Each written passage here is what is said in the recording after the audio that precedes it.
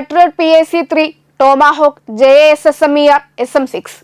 ആകാശത്തേക്ക് ഈർപ്പായുന്ന ഇന്റർസെപ്റ്ററുകൾ മുതൽ സമുദ്രത്തിന്റെ ആഴങ്ങളിൽ നിന്നുയരുന്ന ക്രൂയിസ് മിസൈലുകൾ വരെയാണിത്. ലോകത്തെ ഭീതിയിലാഴ്ത്തിയ ഈ ആയുധനാമങ്ങൾ ഇന്ന് മറ്റൊരു കാരണത്താൽ വാർത്തകളിൽ നിറയുകയാണ്. അതവയുടെ ശക്തി കൊണ്ടല്ല, മറിച്ച് അമേരിക്കയുടെ ആയുധപ്പുരകളിൽ അവയുടെ ശേഖരം അതിവേഗം ക്ഷയിക്കുന്നു എന്ന ഞെട്ടിക്കുന്ന യാഥാർത്ഥ്യം കൊണ്ടാണ്. ഇനി എത്ര ആയുധങ്ങൾ ബാക്കിയുണ്ടെങ്കിലും തങ്ങൾ മറ്റൊരു യുദ്ധത്തിന് തയ്യാറാണെന്ന് ഇറാൻ പ്രഖ്യാപിക്കുമ്പോൾ തങ്ങളുടെ പക്കൽ ഇനി എത്ര ശരങ്ങൾ ബാക്കിയുണ്ട് എന്ന അസ്വസ്ഥകരമായ ചോദ്യത്തോടാണ് അമേരിക്ക ഏറ്റുമുട്ടുന്നത്. വർഷങ്ങളായി ലോക പോലീസ് എന്ന പദവി അലങ്കരിച്ച അമേരിക്കക്ക് യുദ്ധം എന്നത് എതിരാളിയെ മാത്രം തകർക്കുന്ന ഒരു പ്രകടനമായിരുന്നു. എന്നാൽ പശ്ചിമേഷ്യയിലെ ഇന്നത്തെ സംഘർഷങ്ങൾ പുതിയൊരു ചിത്രം തുറന്നു കാട്ടുന്നു. ഓരോ പാട്രിയോട്ട് വിക്ഷേപണവും ഒരു ഭീഷണിയെ തടഞ്ഞേക്കാം, പക്ഷേ അടുത്ത ആക്രമണത്തിനായി ബാക്കി നിൽക്കുന്ന പ്രതിരോധം അവിടെ കുറയുകയാണ്. ഒരു ടോമാഹോക്ക് വിക്ഷേപിക്കാൻ നിമിഷങ്ങൾ മാത്രം മതി, എന്നാൽ അതിന്റെ പുനർനിർമ്മാണത്തിന് വർഷങ്ങൾ തന്നെ വേണ്ടിവരും. ഇന്ന് ലോകം ഉറ്റുനോക്കുന്നത് അമേരിക്കയുടെ പ്രഹരശേഷിയല്ല, മറിച്ച് ദീർഘകാല യുദ്ധങ്ങൾ താങ്ങാനുള്ള അമേരിക്കയുടെ ശേഷിയെ തന്നെയാണ്. പ്രാദേശികമായ ഒരു സംഘർഷം പോലും അമേരിക്കൻ സൈനിക സന്നദ്ധതയെ ഇത്രമേൽ ചോദ്യം ചെയ്യുന്നുണ്ടെങ്കിൽ ചൈനയോ റഷ്യയോ പോലുള്ള വൻ ശക്തികളുമായുള്ള നീണ്ടുനിൽക്കുന്ന പോരാട്ടങ്ങളിൽ അമേരിക്കയുടെ വിധി എന്താകും? അമേരിക്കൻ സൈനികാധിപത്യത്തിന്റെ വേരുകൾക്കേറ്റ പ്രഹരമായി ഈ ആയുധക്ഷാമം മാറുകയാണ്. ഫെബ്രുവരി അവസാനത്തോടെ ആരംഭിച്ച സംഘർഷം തുടക്കത്തിൽ അമേരിക്കക്ക് ഒരു വേഗത്തിലുള്ള ശിക്ഷാത്മക ഓപ്പറേഷൻ പോലെ തോന്നിച്ചിരുന്നുവെങ്കിലും ദിവസങ്ങൾ കഴിയും തോറും അത് വൻതോതിലുള്ള ആയുധ ഉപയോഗ യുദ്ധമായി മാറി. പെന്റഗണിന്റെ ആഭ്യന്തര വിലയിരുത്തലുകൾ പ്രകാരം ഉയർന്ന നിലവാരമുള്ള കൃത്യതാ മിസൈലുകളും പ്രതിരോധ സംവിധാനങ്ങളും പ്രതീക്ഷിച്ചതിലും വേഗത്തിൽ ക്ഷയിച്ചു തുടങ്ങി. പ്രത്യേകിച്ച് ചൈനയ്ക്കെതിരായ സാധ്യതാപരമായ യുദ്ധത്തിനായി കരുതി വെച്ചിരുന്ന ചില നിർണായക ശേഖരങ്ങൾ പോലും ഇറാൻ രംഗത്തേക്ക് മാറ്റേണ്ടി വന്നു എന്നതാണ് ഏറ്റവും വലിയ ആശങ്ക. അതായത് അമേരിക്ക ഇന്ന് ഒരു യുദ്ധം മാത്രം പോരാടുന്നില്ല, ഭാവിയിലെ വലിയ യുദ്ധങ്ങൾക്കായുള്ള തയ്യാറെടുപ്പുകളും ഒരേ സമയം ചിലവഴിച്ചുകൊണ്ടിരിക്കുകയാണ്. ഇതിൽ ഏറ്റവും കൂടുതൽ ശ്രദ്ധ പിടിച്ചുപറ്റുന്നത് JASSM-ER ക്രൂയിസ് മിസൈലുകളുടെ ഉപയോഗം തന്നെയാണ്. ദീർഘദൂരത്തിൽ നിന്ന് ശത്രു പ്രതിരോധങ്ങളെ മറികടന്ന് കൃത്യമായ ലക്ഷ്യങ്ങളെ തകർക്കാൻ രൂപകൽപ്പന ചെയ്ത ഈ സ്റ്റെൽത്ത് ആയുധം അമേരിക്കൻ വ്യോമശക്തിയുടെ പ്രധാന ആയുധങ്ങളിൽ ഒന്നു തന്നെയാണ്.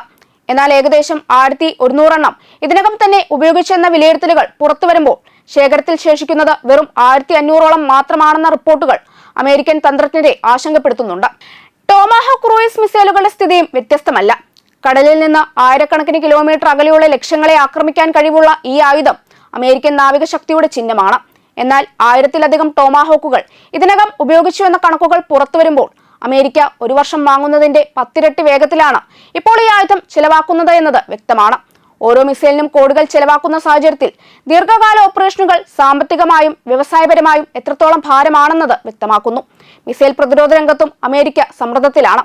പാട്രിയോട്ട്, PAC-3, ഥാഡ് പോലുള്ള സംവിധാനങ്ങൾ ശത്രു മിസൈലുകളെയും ഡ്രോണുകളെയും തടയാൻ വ്യാപകമായി വിന്യസിക്കപ്പെട്ടു. 1200-ലധികം പാട്രിയോട്ട് ഇന്റർസെപ്റ്ററുകൾ ഇതിനകം ഉപയോഗിച്ചതായി റിപ്പോർട്ടുകൾ സൂചിപ്പിക്കുന്നു. പ്രശ്നം ഇവ നിർമ്മിക്കുന്നത് അത്ര എളുപ്പമല്ല എന്നതാണ്.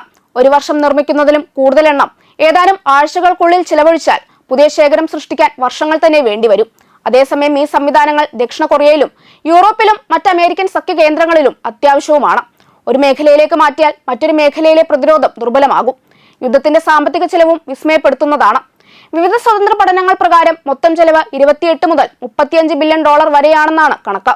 ചില ദിവസങ്ങളിൽ മാത്രം $1 ബില്യൺ നിരക്കിൽ ആയുധങ്ങൾ ഉപയോഗിക്കപ്പെട്ടു എന്ന വിലയിരുത്തലുകളുമുണ്ട്. യുക്രൈൻ സഹായം, ഇൻഡോ പസഫിക് സാന്നിധ്യം, ആഭ്യന്തര സാമ്പത്തിക ആവശ്യങ്ങൾ എന്നിവയ്ക്കിടയിൽ ഈ ചെലവ് രാഷ്ട്രീയ വിവാദങ്ങളെയും ശക്തമാക്കുന്നു. യുദ്ധഭൂമിയിൽ നഷ്ടപ്പെട്ട ഉപകരണങ്ങളും ഈ സമ്മർദ്ദം വർദ്ധിപ്പിക്കുന്നു. സെൻസിറ്റീവ് സാങ്കേതിക വിദ്യ ഇറാന്റെ കൈകളിൽ എത്താതിരിക്കാൻ അമേരിക്ക തന്നെ ചില വിമാനങ്ങളും ഹെലികോപ്റ്ററുകളും നശിപ്പിക്കേണ്ടി വന്നു എന്ന റിപ്പോർട്ടുകൾ പുറത്തു വന്നു. ഇത് സാമ്പത്തിക നഷ്ടം മാത്രമല്ല, അത്യാധുനിക ഉപകരണങ്ങൾക്ക് പകരം കണ്ടെത്താനും പരിശീലനം ലഭിച്ച ക്രൂ അംഗങ്ങളെ പുനർനിർമ്മിക്കാനും സമയം ആവശ്യമാണ്. യുദ്ധത്തിൽ ഉപയോഗിക്കുന്ന ഓരോ പ്ലാറ്റ്ഫോമിനും പിന്നിൽ വർഷങ്ങളായുള്ള പരിശീലനവും സാങ്കേതിക ശൃംഖലയും നിലനിൽക്കുന്നു. ഈ യുദ്ധത്തിന്റെ ഏറ്റവും വലിയ പ്രത്യാഘാതം അമേരിക്കയുടെ ആഗോള സന്നദ്ധതയിലാണ്.